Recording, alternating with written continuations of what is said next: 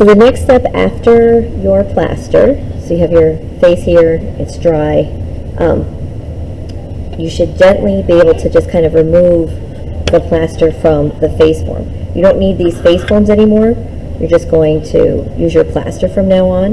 It is fragile, it is thin, so you just want to make sure that you handle it carefully. You're going to glue it to a piece of canvas board. Right, your name's on the back of your canvas board. And this is another reason why we plaster those edges. Put a little bit of glue.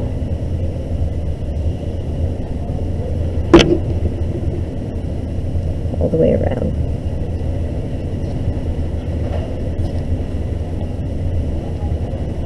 All right, and now you're going to start your paper mache.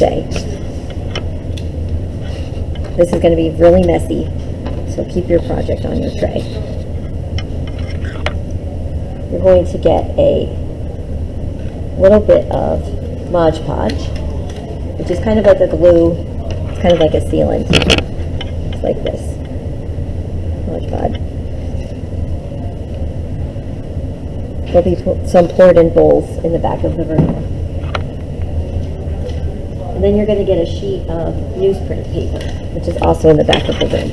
And you want to cut it into, tear it into strips.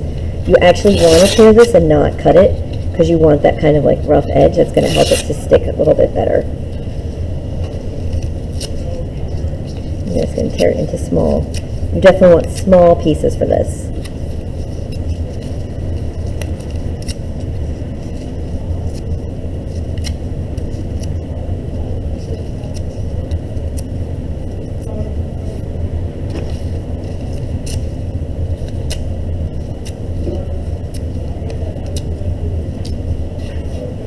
Okay, so just like this.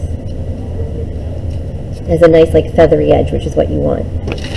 You're going to take your paper, you're going to just dip it into the Mod Podge, and now you're going to start to cover your face. And this is going to make it like a really hard, kind of durable coating on your plaster. If you just did the plaster by itself, it's going to be really fragile. This is going to give it a little bit more durability. So then you can paint it, you can add other elements to it.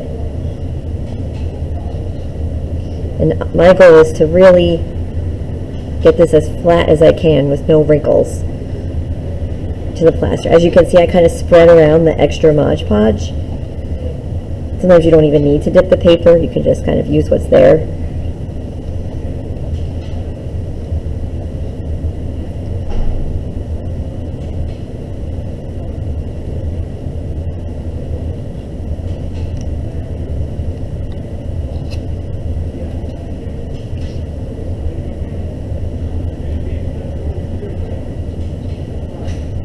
So this should take you about